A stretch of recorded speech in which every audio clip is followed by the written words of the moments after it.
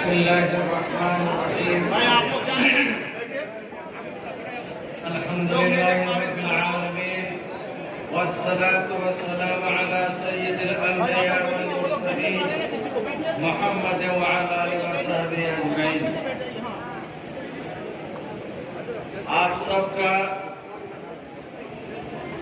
بہت بہت شکریہ ہے کہ آپ لوگ اس بڑے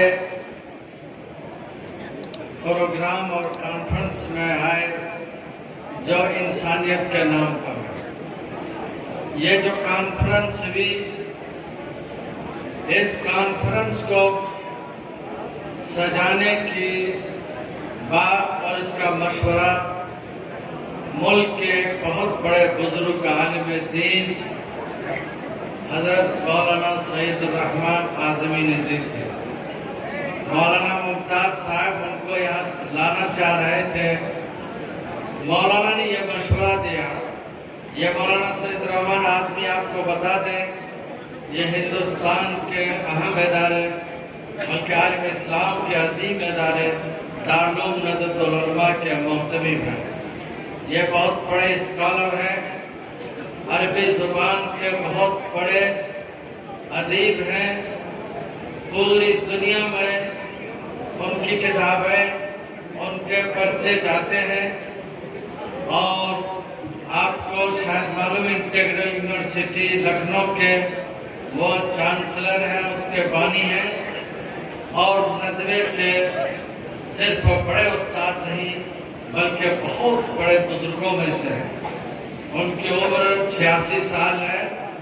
ان کا مشورہ ہوا کہ صرف لڑکوں کا پروگرام نہ کرو بلکہ وہاں بیان انسانیت کا پروگرام کرو. مولانا خود آ رہے تھے، سامان ان کا تیار تھا، لیکن وہاں کچھ ایسے حالات ہوئے جس کی وجہ سے وہ نہیں آ سکے. ورنہ وہ آتے، آپ بھی ان کو دیکھتے اور وہ بھی آپ کو دیکھتے بہت خوش ہوتے. ان کا ایک پیغام ہے، ان کا سندیش ہے جو ہم آپ کے سامنے پیش کر رہے ہیں. اس کو سنیے. ایک بزرگ کی زبان سے نکلی بھی بات ہے. کیا ہو سکتا ہے کہ وہ بات آپ کے دل میں اتر جائے اور ہماری اور آپ کی زندگی بن جائے. میرے دوستو، آپ نے فرمایا جب ہم اس وسیع تر دنیا میں اللہ کی افضل ترین مخلوق کا جائزہ لیتے ہیں، اس پوری دنیا میں جب ہم سب سے اچھی مخلوق یعنی انسان کو ہم دیکھتے ہیں تو وہ سب سے اچھے مخلوق انسان ہے. اللہ تعالیٰ اپنی مقدس کتاب یعنی قرآن مجید میں انسان کے پیدا کرنے کا تذکرہ کیا ہے کہ انسان کس طرح پیدا ہوا. پہلے وہ کس مرحلے میں تھا، ماں کے پیٹ میں کس طرح تھا، پھر اس میں گوشت پوست ہوئے، ہڈیاں ہوئی، چمڑے چڑھے، پھر روح اس میں پھونک دی گئی، پھر وہ حسین انسان، خوبصورت انسان اس دنیا میں آیا. اللہ تعالیٰ کی یہ کتنی بڑی اچھی کاریگری ہے، جس نے اتنا حسین و جمیل خوبصورت سندر انسان بنایا. اگر انسان کائنات کی دوسری مخلوق کے طرح کے مقابلے میں ایک مقام نہ رکھتا تو اللہ تعالیٰ اس کو اپنی اہمیت کو نہ بڑھاتا. لیکن شرط ہے کہ وہ انسان اپنے اندر اچھی عقل رکھتا ہو، عقل سلیم رکھتا ہو، خیر و شر اور اچھائی برائی کے درمیان پہچان رکھتا ہو، برے اور بھلے کے درمیان وہ فرق کر سکتا ہو. مالک نے اس دنیا کے بنانے والے نے ان کو جو کام دیا ہے دنیا میں کرنے کے لیے وہ کام کر رہا ہو تو یقیناً وہ اللہ کی نعمتوں سے دنیا میں بھی فائدہ اٹھائے گا اور دنیا سے جانے کے بعد بھی. انسان کی دوسری قسم وہ ہے، انسان کا ایک دوسرا گروہ وہ ہے جو اپنی خواہشات من مانی زندگی گزارتا ہے اور وقت شیطان کے بہکاوے میں رہتا ہے.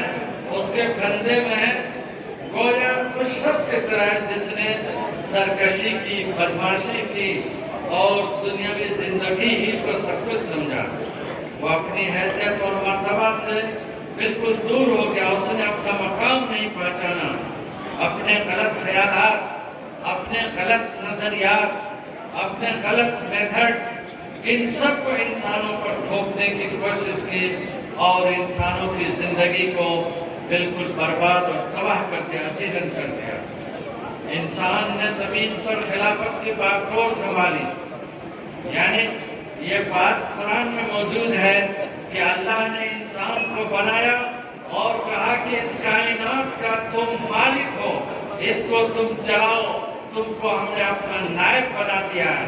انسان کو یہ مقام اللہ نے دیا، فرشتوں سے بڑھ کر دیا۔ فرشتوں نے اس وقت یہ بات کہی تھی کہ آپ ایسے انسان کو کیوں پیدا کر رہے ہیں جو دنیا میں فساد پھیلائے گا، شر پھیلائے گا، قتل و غارت گیری کرے گا، خون کرے گا۔ تو اللہ تعالیٰ نے جواب دیا تھا، میں وہ جانتا ہوں جو تم نہیں جانتے۔ وہ اللہ انسان کے مقام کو سب سے زیادہ جانتا ہے۔ یہ انسان کی بہت بڑی عزت تھی کہ فرشتوں سے پڑھ کر اللہ نے انسان کے مقام کو بتایا اور یہ اشارہ کر دیا کہ انسان دنیا میں وہ کام کرے گا جو فرشتوں سے نہیں ہو سکتا۔ انسان بڑا بلند مقام پائے گا۔ اللہ تعالیٰ نے انسان کو ایک خاص تہذیب دی، قانون دیا، فطرت کا قانون دیا، اس کے ذریعے سے ہر فساد کی اصلاح اور انفرادی، اجتماعی یعنی سوشل، مل کر الگ الگ بھی اور مل کر بھی زندگی گزارنے اور ظلم کو دور کرنے اور دور زمان و مکان کے باوجود کوئی کسی ملک کا ہے، کوئی کسی ملک کا ہے، انسان خوشبختی کی، نیکی کی، کامیابی کی زندگی گزار سکتا ہے۔ اگر یہ بلند ترین مقاصد نہ ہوئے تو پھر اللہ کو انسان کو پیدا کرنے سے کیا فائدہ؟ اس لیے ہم میں سے ہر شخص کو یہ پیغام آپ کو عام کرنی چاہیے اور اس میں کمی نہیں رکھنی چاہیے کہ انسان اس دھرتی کا سب سے زیادہ عزت والی مخلوق ہے اور یہ گویا اس کائنات کے باغ کا پھول ہے، حسین پھول ہے، گلدستہ ہے، اس کے ہمیں ہر حال میں حفاظت کرنی ہے۔ یہ پیغام آپ کو میں نے بتایا کہ دنیا کے بہت بڑے عظیم اسکالر اور بڑے اللہ والے صوفی سنت انسان کے، یہ آپ دیکھ رہے ہیں کہ ان کے مشورے سے اس دھرتی میں کس طرح خوشی کی فضا پیدا ہوئی ہے، برکت کی فضا معلوم ہو رہی ہے۔ انسان کے دل سے ملا، گلے سے ملا ہے۔ امید ہے کہ حضرت والا کا یہ پیغام اور ان کا یہ مشورہ اس کام کو اور آگے بڑھائے گا اور جگہ جگہ محلوں میں، گاؤں میں، شہروں میں انسان کو انسان سے ملانے کا کام ہوگا۔ آج سے یہاں آغاز ہو رہا ہے۔ میرے دوستو، ابھی ہمارے ایک دوست مصور صاحب نے قرآن اور وید سب پڑھ کر بتایا کہ انسان کا مقام کتنا بلند ہے۔ انہوں نے اس تحریک کا، اس مومنٹ کا تذکرہ کیا جس کو اس ملک کے بہت بڑے عالم وقوان آپ سنے ہوں گے، آل انڈیا مسلم پرسنل کے پہلے، اس کے پہلے صدر مولانا ابوالحسن علی ندوی کا، جن کا نام پوری دنیا میں تھا۔ وہ یورپ بھی جاتے تھے، انہوں نے امریکہ میں تقریریں کی، لندن میں لوگوں کو پیغام پہنچایا، آسٹریلیا میں پہنچایا، ہر جگہ پہنچایا، عربوں میں جا کر پہنچایا۔ ایک ہندوستانی عالم نے ہندوستان کا مقام دنیا میں بلند کیا۔ ایک واقعہ میں سناتا ہوں، اس سے اندازہ لگتا ہے کہ کیا بڑا مقام تھا۔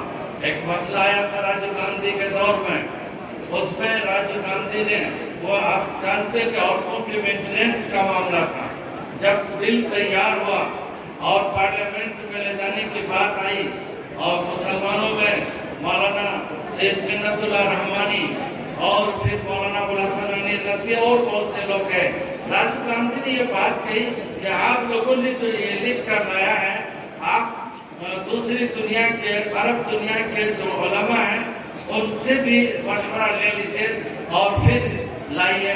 تو مولانا ابوالحسن نے جو بات کہی تھی بڑی تاریخی بات تھی۔ راجیو گاندھی سے کہا، راجیو جی آپ کی ماں کو بھی میں نے دیکھا ہے اور جواہر لال نہرو کے بھی ساتھ بیٹھا اٹھا اور سب سے میری باتیں ہوئی اور آپ کو ایک بات بتاؤں کہ ہمارے اس ملک میں ایسے بڑے بڑے علماء موجود ہیں، پڑھے لکھے لوگ موجود ہیں کہ وہ دنیا کو مشورہ دیتے ہیں. دوسری دنیا کے لوگ، عرب دنیا کے لوگ ہندوستان کے علماء کے مشورے کے مطابق اپنا قانون بناتے ہیں. ہندوستان کو اس کی ضرورت نہیں ہے کہ وہ دوسرے ملکوں کے علماء سے مشورہ ہے.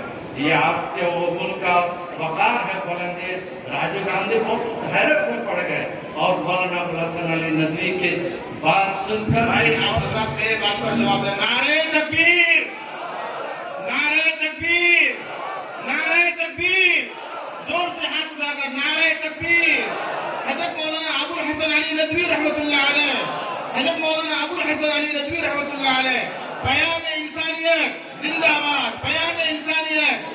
دارالعلوم دیوبند، مدارالعلوم سہارنپور، دارالعلوم ندوۃ العلماء، ادارہ فیض القرآن، علماء اتر دیناج پور کشن گنج سیمانچل، علماء ندوہ، حضرت مولانا مفتی ظفر صاحب، حضرت مولانا مفتی ظفر صاحب.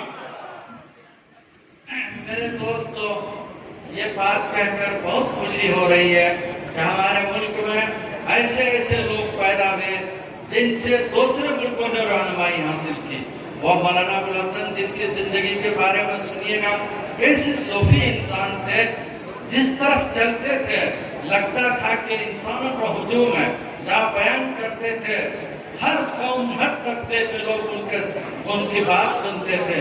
انہوں نے بہت سی کتابیں لکھی، 100 سے زیادہ کتابیں ان کی موجود ہیں. بے شمار ان کی تقریریں بھی پوری دنیا میں بھی. ایک بات اور آپ کو بتاؤں، دنیا میں بہت سے لوگ پیدا ہوئے. وہاں جو خانہ کعبہ ہے عرب میں، جن کی طرف رخ کر کے مسلمان نماز پڑھتے ہیں، اس کی جو چابی تھی دنیا کے کسی مسلمان کو یا عالم کو نہیں ملی. مولانا ابوالحسن علی ندوی کو وہ چابی دی گئی کہ آپ اس کا دروازہ کھولیں. یہ مقام ان کو اللہ نے دیا تھا. وہ اسی دھرتی کے واسطے تھے اور اسی دھرتی میں انہوں نے انسانیت کا پیغام پہنچایا. ان کا مقام آپ کو معلوم ہے کہ گاندھی جی کے سامنے، گاندھی جی کے جواہر لال نہرو بڑی عزت کرتے تھے. مولانا علی میں آتے تھے جواہر لال نہرو، اس وقت جب کہ وزیر اعظم سے کھڑے ہو جاتے تھے. اندرا جی وہاں جاتی تھی ان کی رائے بریلی، اور بڑا ان لوگوں کا احترام تھا. انہی کے خاندان کے ان کے پوتے اس وقت اس تحریک کو پوری دنیا میں، پورے ملک میں چلا رہے ہیں. آپ سب کے لیے یہ خوشی کا پیغام ہے کہ آپ اس میں جڑیے اور انسانوں میں آپس میں محبت پیدا کیجیے. بس یہ مختصر سی بات تھی. آپ لوگ دیر سے سنتے رہیں اور دعا کریں کہ اللہ تعالیٰ یہاں کے جن لوگوں نے محنتیں کی ہیں، مولانا ممتاز صاحب، اس مدرسے کے لوگ اور جتنے اس علاقے کے لوگ ہیں، یقیناً کوئی بھی چیز وجود میں آتی ہے، بہتوں کی محنت اس میں شامل ہوتی ہے، بچوں کی محنتیں ہیں. اللہ ان سب کو جزائے خیر دے. ہمارے جو ہندو بھائی یہاں آئے ہیں، عورتیں بھی یہاں آئی ہیں، میں ان سب کا دل سے شکریہ ادا کرتا ہوں. اللہ ان کو خیر دے، ان کی زندگی کو بہتر بنائے اور ان کے اولادوں کو، نسلوں کو بھی بہتر بنائے، اپنا پیارا بنا لے، اس کو دنیا میں بھی سکون دے اور اس دنیا سے جانے کے بعد ان کو سکون نصیب فرمائے. اللہ